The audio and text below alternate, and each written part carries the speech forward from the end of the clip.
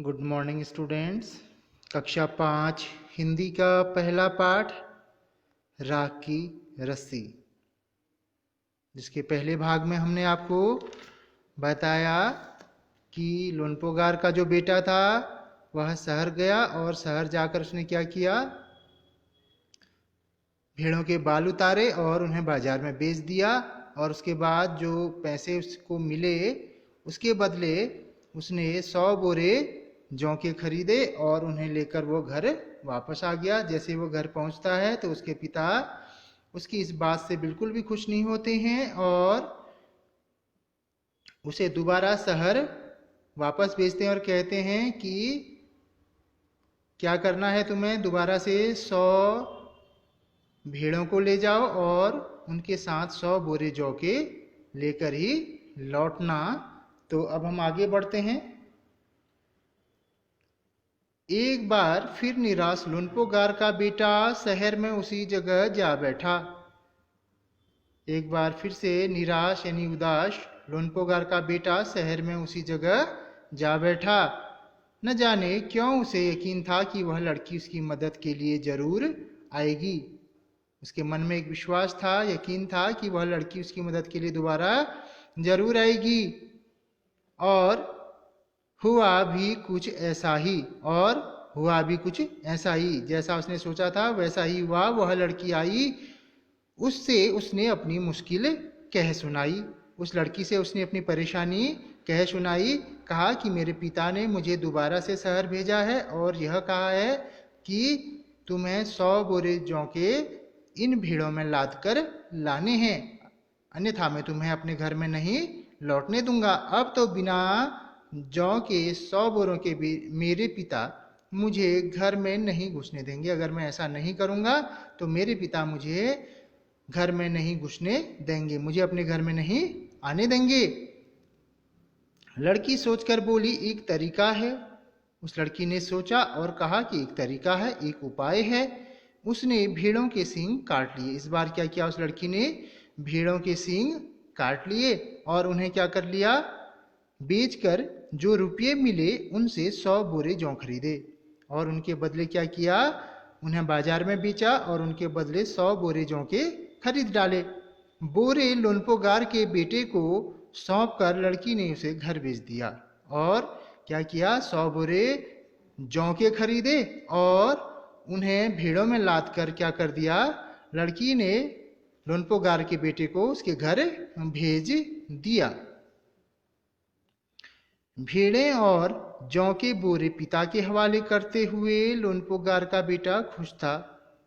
शहर से जैसे ही वो अपने घर पहुंचा उसने भेड़ें भी और 100 बोरे जौ के भी अपने पिता को सौंपते हुए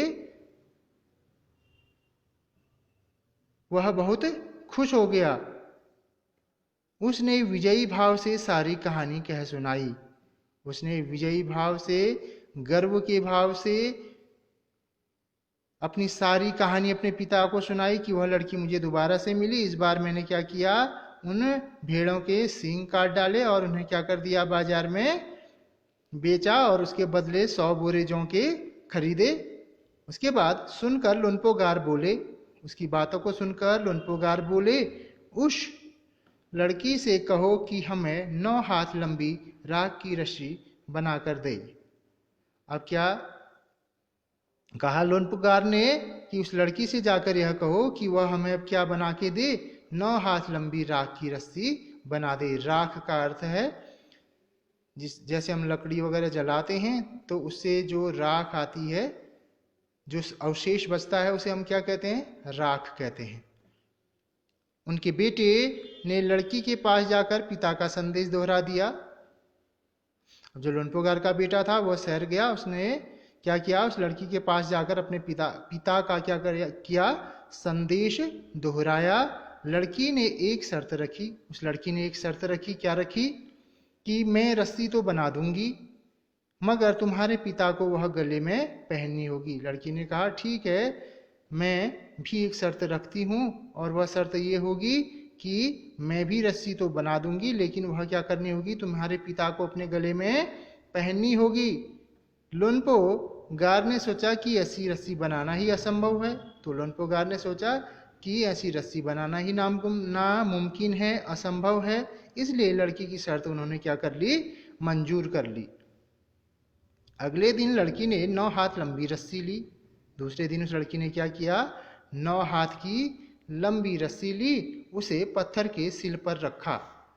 सिल एक चौड़ा सा पत्थर, आपने देखा होगा, आपके घरों में भी होता होगा, जिस पर हम मसाले वगैरह कूटते हैं, पीसते हैं उस पर।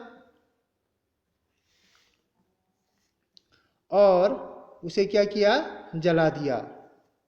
एक पत्थर की शिला पर रखा और उसे जला दिया, और उससे क्या हुई, वह रस्सी जल गई, मगर रस्सी के आकार की राख बच गई। और जो रस्सी उसने जलाई उसके आकार की राख वो क्या हो गई, बच गई। इससे वह सिल समेत लोनपोगार के पास लेकर गई और उसे पहनने के लिए कहा। उसने वह पत्थर का चौड़ा टुकड़ा उठाया और उसे किसके पास ले गई, लोनपोगार के पास ले गई और उसे पहनने के लिए कहा। लोनपोगार रस्सी देखकर चकित रह गई। लोनपोगार को विश्वास नहीं हुआ कि लड़की ऐसा भी कर सकती है, और वह उस रस्सी को देखकर क्या हो गई, चकित रह गए, आश्चर्य में पड़ गए। वे जानते थे कि राख की रस्सी को गले में पहनना तो दूर, उठाना भी मुश्किल है। उन्हें पता था कि इसको तो पहनने की बात बहुत दूर रही, इसे तो हाथ में उठाना ही मुश्किल है। अगर मैं इसको अपने हाथ में उठाऊंगा तो यह क्या हो जाएगी, टूट जाएगी।